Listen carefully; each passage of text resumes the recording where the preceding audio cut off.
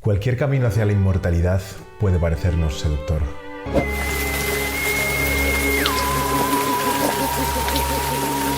Los vampiros maestros del horror, que son al terror lo que Superman es a los cómics de superhéroes, han sido representados de muchas maneras diferentes, cada vez con más ventajas y menos problemas.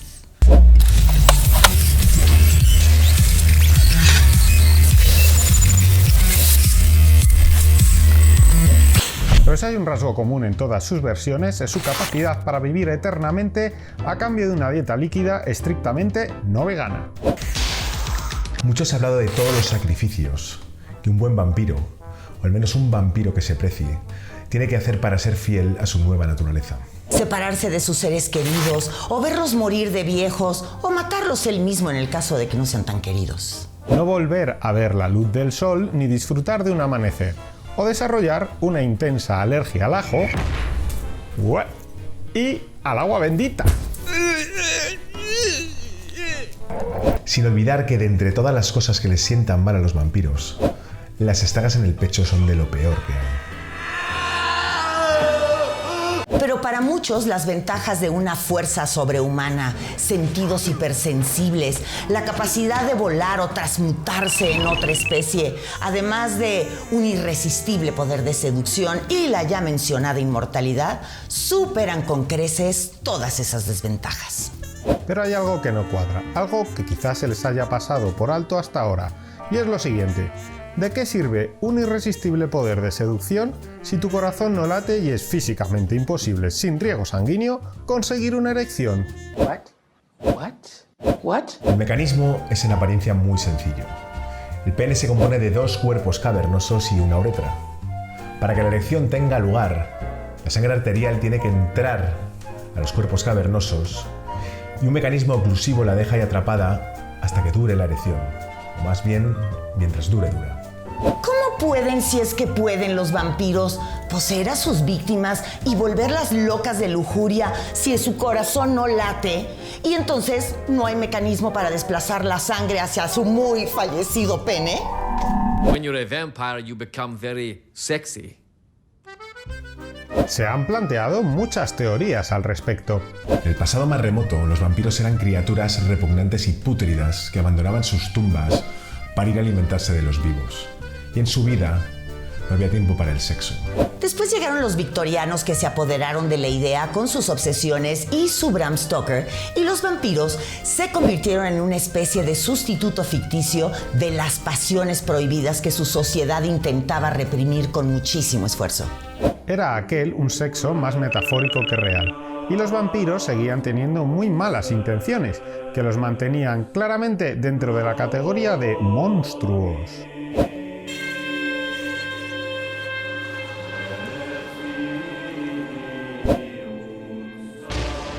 Pero ¿qué pasa con el siglo XX y su empeño por añadir matices a todo? ¿Qué hay de los vampiros con familias disfuncionales como los de Anne Rice? O más preocupante, Jaime, con los vampiros adolescentes de la saga Crepúsculo que llegaron incluso a dejar embarazada a la protagonista humana de la saga. Ya ha pasado más de media hora y lo único que veo son adolescentes bien peinados con cara de estreñidos. El Drácula obsesivo de Bram Stoker ni tenía hijos ni se le conocían relaciones sexuales que no tuvieran lugar en orificios practicados en el cuello. Y en las crónicas vampíricas de Anne Rice, los vampiros también estaban por encima del sexo. Mi vida, cuando mucho, es miseria. Así que ni tenían erecciones, ni les hacían falta, ni las echaban de menos. Según la propia autora, la única excepción a este caso fue cuando Lestat se sometió voluntariamente a experimentos a manos de unos vampiros aficionados al método científico que consideraban que si un vampiro se alimentaba de sangre con una alta dosis de los productos químicos adecuados, entonces Lestat podía tener una erección y, por lo tanto, relaciones sexuales. Lo cual resultó ser cierto, y Lestat efectivamente mantiene relaciones sexuales con una investigadora humana como parte de dicho experimento. Dado que los vampiros son seres inmortales, que no se reflejan en los espejos y que para que entren a una casa tienen que ser invitados antes, las cosas para ellos rara vez tienen sentido.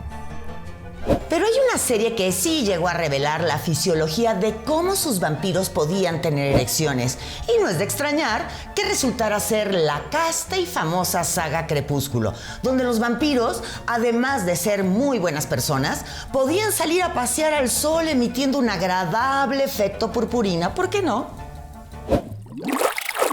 Según su autora Stephanie Meyer, un fluido similar al veneno de sus bocas funciona como lubricante entre las células del vampiro, haciendo posible la circulación. Hay muchas versiones de estos fluidos basados en veneno por todo el cuerpo del vampiro, y todos conservan un marcado parecido con el fluido que reemplazaron, funcionando de la misma manera y con el mismo propósito. Lo cierto es que no existe veneno que funcione exactamente igual que la sangre, y eso cualquier vampiro lo sabe. Así que si llevas tiempo pensando en convertirte intencionalmente en vampiro, ten mucho cuidado de escoger de qué serie, novela o saga procede tu vampiro. Y ten en cuenta esta advertencia. Independientemente de qué vampiro seas, lo más probable es que, aunque funcional, tu erección estará fría como el hielo. ¿Te apetece una eternidad con frío entre las piernas? Mejor ser normalitos. Pero eso sí, danos un like, suscríbete y haz clic en la campanita.